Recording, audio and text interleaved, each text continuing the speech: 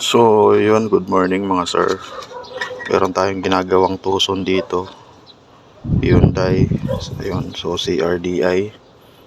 Ito kasi palyado, hard starting. So, tinanggal natin yung mga injectors. Ngayon, itong number 2. Ito yung mahirap tanggalin. Ayan, natanggal na rin. Nagpabili na lang ako ng pantanggal dito doon sa may-ari kasi wala akong tools nito. So ito, ayan, so ito yung nabili niya. Ayan. So wala siyang hammer, dapat merong hammer to para ganun. Pero yung ganun pa man, natanggal pa rin kasi dahil dito. Okay, so ayan, so ito nga yung may problema.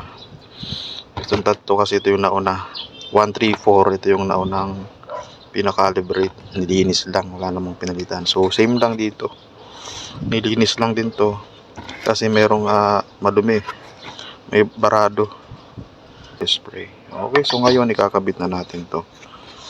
Alright, tingnan natin kung one click na, malamig pa makina. Start!